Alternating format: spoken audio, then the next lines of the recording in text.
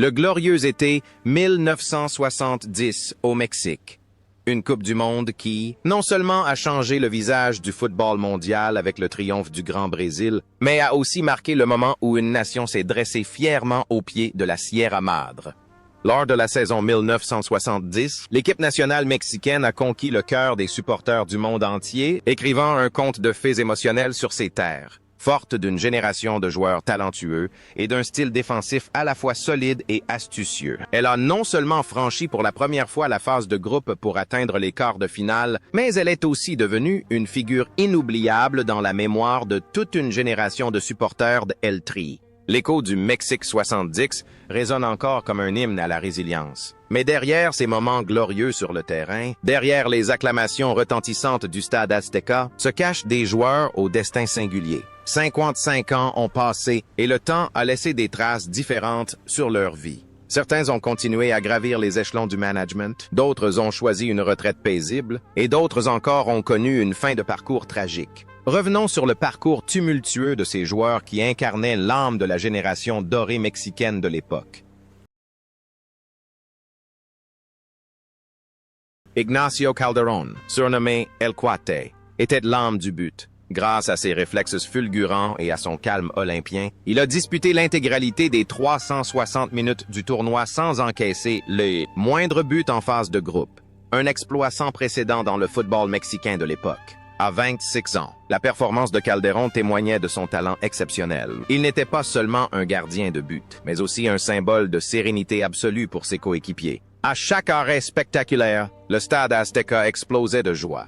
Le parcours exceptionnel d'Ignacio Calderón après son triomphe à la Coupe du Monde 1970 a fait de lui une légende immortelle du club de Guadalajara, Chivas. Il a remporté d'innombrables titres avec l'équipe et est devenu une idole pour des millions d'enfants mexicains.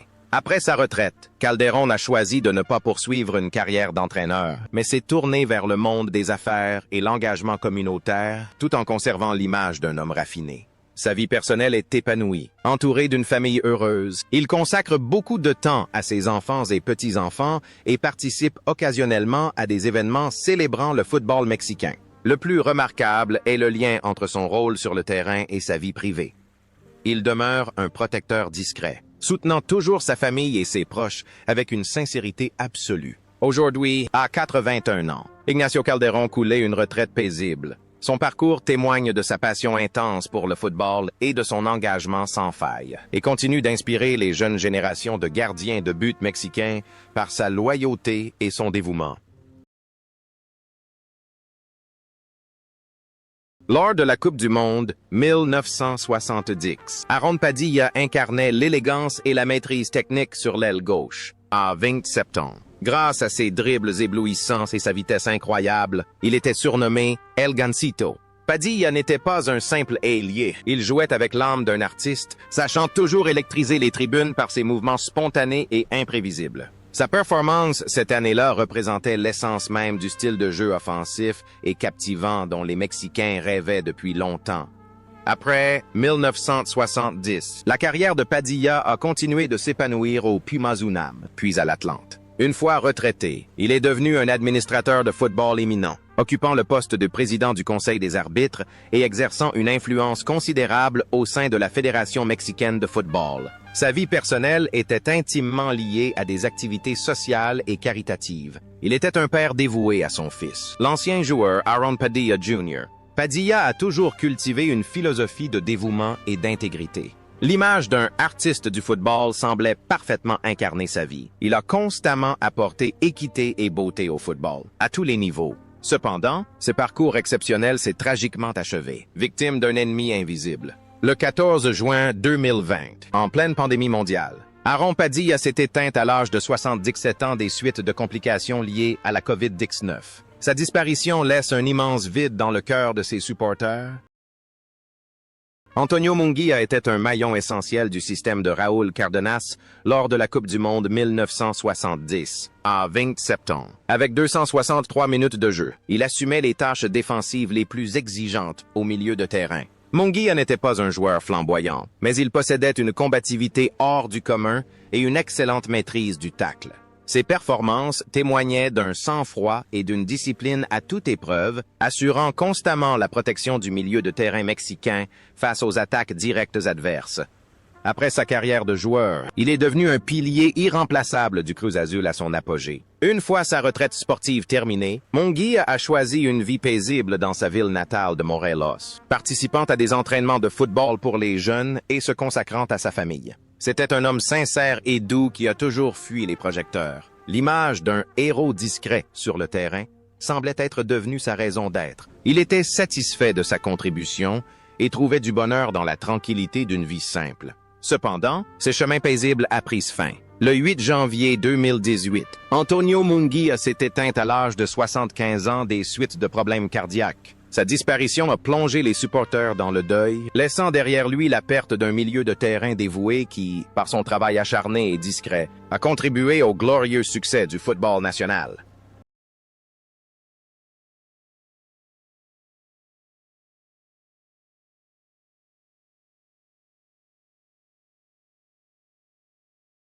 Héctor Pulido est l'âme du milieu de terrain, un milieu défensif à l'endurance exceptionnelle et à la vision tactique hors pair. À 27 ans, Pulido a disputé 270 minutes avec un courage remarquable, assurant la liaison parfaite entre la défense et l'attaque. Grâce à son style de jeu combatif et à son excellente récupération du ballon, il a réalisé des performances exceptionnelles, permettant au Mexique de dominer le milieu de terrain face à des adversaires redoutables. Véritable pilier de l'équipe. Il est toujours prêt à se sacrifier pour permettre à ses coéquipiers offensifs de briller. Après la Coupe du Monde 1970, la carrière de Pulido s'est intimement liée à l'âge d'or de Cruz Azul, où il a remporté de nombreux championnats et est devenu l'un des plus grands milieux de terrain de l'histoire du club.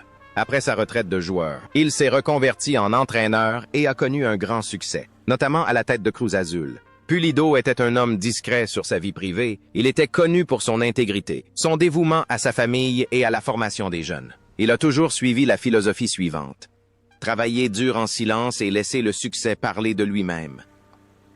Le lien entre son rôle sur le terrain et sa vie privée était un dévouement et une loyauté sans faille. Cependant, ce parcours exceptionnel a pris fin. Le 18 février 2022, Héctor Pulido s'est éteint à l'âge de 79 ans. Sa disparition est une grande perte pour le football mexicain, laissant derrière lui un héritage de combativité infatigable et une vie entièrement consacrée à ce sport.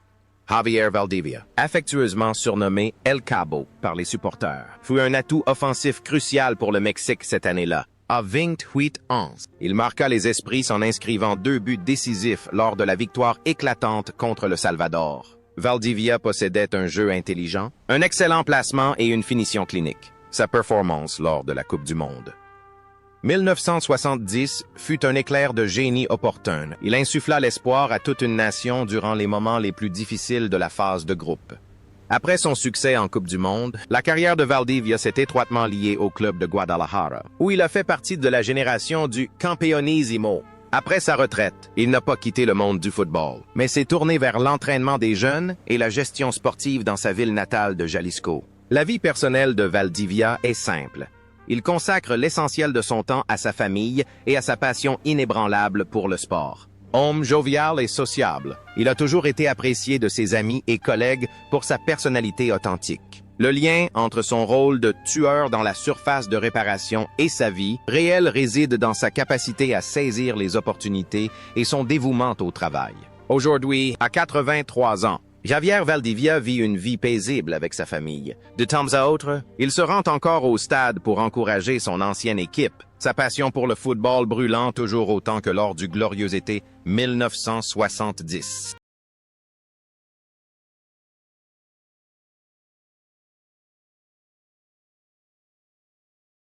Gustavo Peña, surnommé El Halcón, le Faucon, était le capitaine incontesté du Mexique en 1970. À 27 ans, il portait le brassard avec un calme et une autorité absolue. C'est lui qui tira le penalty décisif contre la Belgique, qualifiant le Mexique pour les quarts de finale pour la première fois de son histoire. Durant les 360 minutes du tournoi, il joua comme un maestro en défense, contrôlant le rythme du match et insufflant un soutien moral à toute la nation.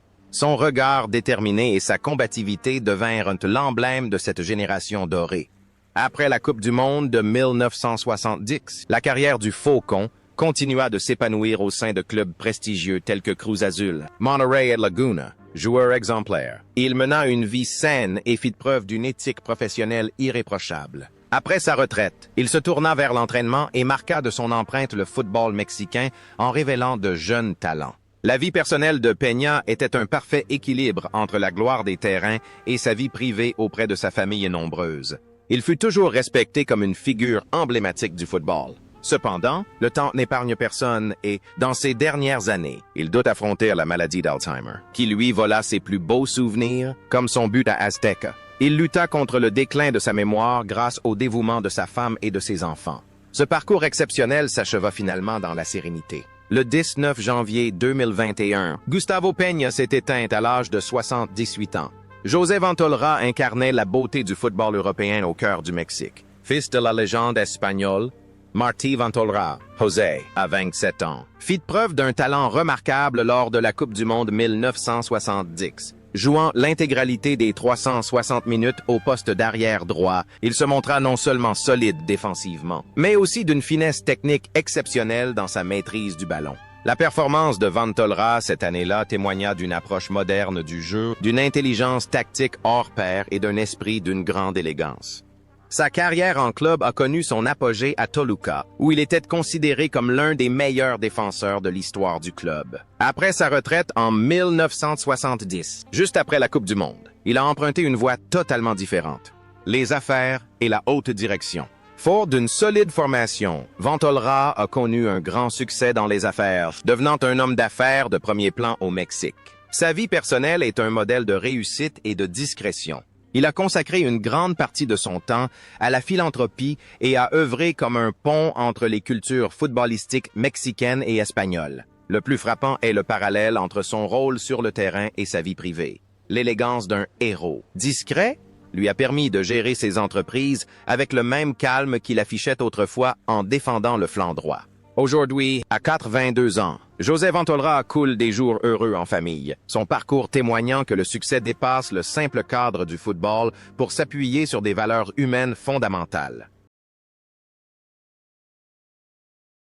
Mario Pérez, souvent surnommé Pichojos, est un cas particulier dans la liste des meilleurs joueurs de 1970. Bien que les statistiques indiquent un âge de 43 ans, probablement une erreur de calcul, car il est né en 1946 et n'avait que 24 ans à l'époque. L'énergie qu'il déployait sur le terrain était inépuisable. Évoluant au poste d'arrière latéral, Pérez était un véritable rock, enchaînant les phases offensives et défensives avec une fluidité remarquable pendant 360 minutes. Ses performances témoignaient d'une endurance incroyable. Il représentait une menace offensive constante sur son aile, distillant des centres précis et se montrant toujours disponible pour couvrir la défense.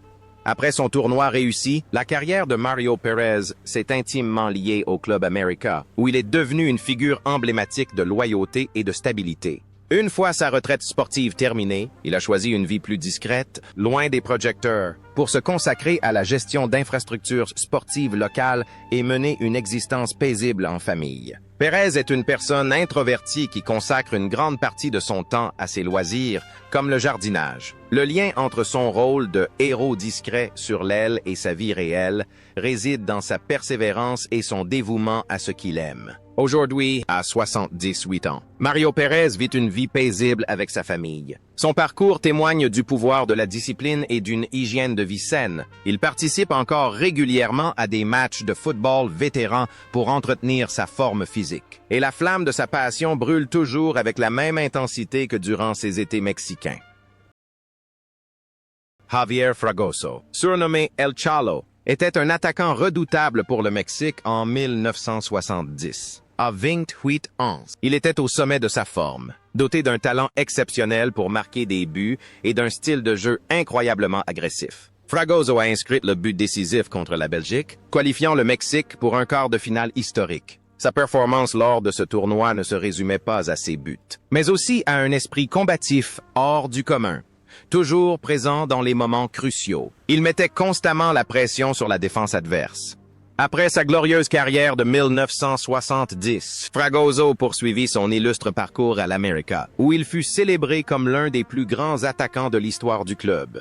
Il joua également dans Colombie avant de revenir au Mexique pour prendre sa retraite. La vie personnelle de Fragoso était discrète et austère. Il vivait simplement, loin des projecteurs, et se consacrait à la formation des jeunes footballeurs de sa région. Il a toujours pensé que le football lui avait tout donné et souhaitait transmettre aux générations futures son précieux savoir. L'image d'un vaillant guerrier sur le terrain semblait indissociable de sa vie, en dehors des terrains. Fragoso était un homme intègre et respectueux. Cependant, ce parcours exceptionnel prit fin brutalement. Le 28 décembre 2014, Javier Fragoso s'éteignit à l'âge de 72 ans des suites de problèmes de santé chroniques. Sa disparition laisse un immense vide dans le cœur des supporters mexicains. Son héritage ne se résume pas à ses buts, mais comprend également une vie marquée par la résilience et une loyauté indéfectible envers l'équipe nationale.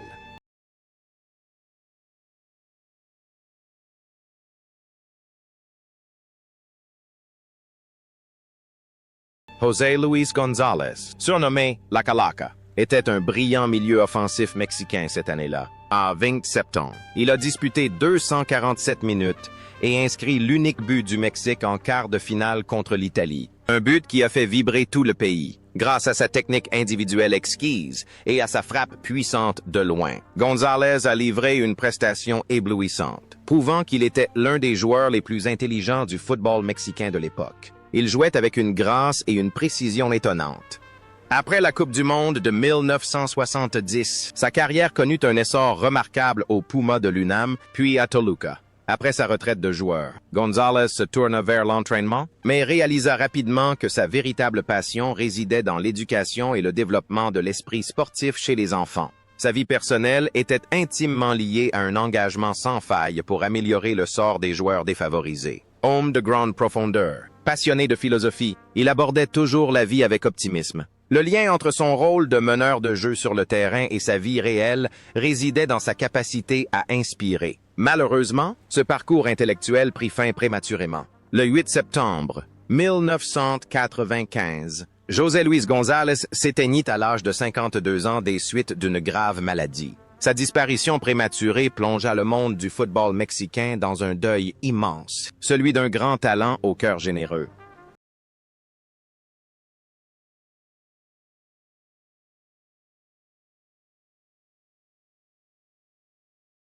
Lors de la Coupe du monde 1970, Javier Guzmán, surnommé Calimán par les supporters en référence au héros de bande dessinée, était un pilier de la défense. À 25 ans, Guzmán possédait une force physique extraordinaire et une intelligence de jeu exceptionnelle. Il a disputé l'intégralité des 360 minutes, formant un duo défensif des plus fiables avec le capitaine Gustavo Peña. Sa performance durant ce tournoi a démontré une résilience à toute épreuve, n'hésitant pas à se jeter sur les tirs puissants des attaquants adverses pour protéger les cages de son équipe à tout prix.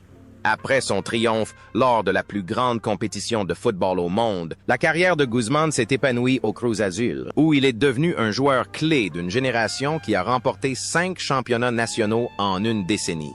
Il était un symbole de solidité et de discipline de fer. Pourtant, la vie de Guzmán était marquée par un ennemi cruel et invisible, le diabète. Il a lutté avec acharnement contre la maladie pendant de nombreuses années, subissant de nombreuses interventions chirurgicales douloureuses, tout en conservant un optimisme inébranlable. En dehors des terrains, Calimán était un homme au grand cœur, toujours prêt à aider ses coéquipiers et activement impliqué dans des actions caritatives en faveur des patients démunis. Le lien entre son rôle de héros de la défense et sa vie réelle résidait dans sa résilience sans faille face à l'adversité.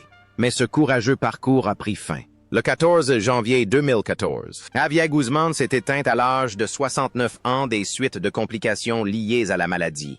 Horacio López Salgado, à 21 ans, était l'un des plus jeunes joueurs de l'équipe. Malgré seulement 120 minutes de jeu, sa jeunesse et son enthousiasme ont fortement impressionné les experts. Attaquant vif et intelligent, Salgado n'hésitait pas à exploiter le moindre espace pour se créer des occasions. Sa performance lors de ce tournoi a démontré une audace remarquable, promettant un avenir radieux au football mexicain après les années 1970.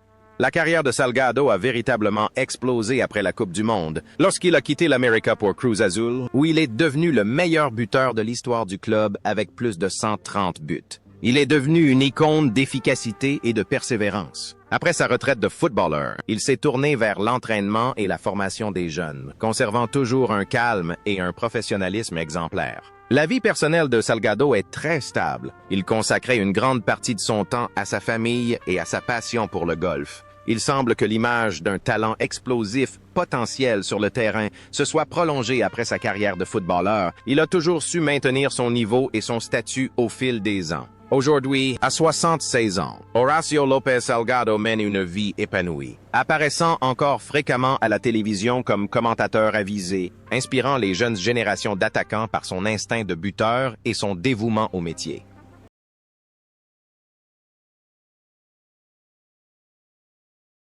Guillermo Hernández, fièrement surnommé El Campeón, était un défenseur intraitable pour le Mexique.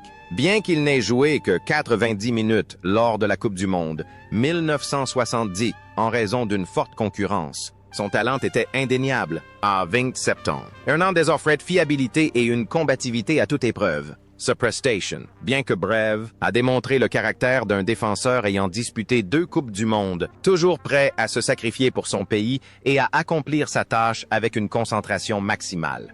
La carrière de El Campeón est intimement liée à ses années glorieuses au Club América, avant sa reconversion en entraîneur. Après sa retraite, il est devenu l'un des entraîneurs les plus influents, dirigeant de nombreuses équipes du championnat mexicain. La vie personnelle d'Hernández est un modèle de sérieux et de discipline. Il mène une vie modeste, aime sa famille et défend toujours des valeurs éthiques dans le football. Le lien le plus frappant est celui entre son rôle de protecteur sur le terrain et sa vie privée. Il demeure un soutien indéfectible pour ses enfants, dont son fils est également devenu footballeur professionnel. Aujourd'hui, à 82 ans, Guillermo Hernández vit une vie paisible, son parcours témoignant de sa persévérance et de son dévouement sans faille, toujours guidé avec passion par l'évolution du football mexicain.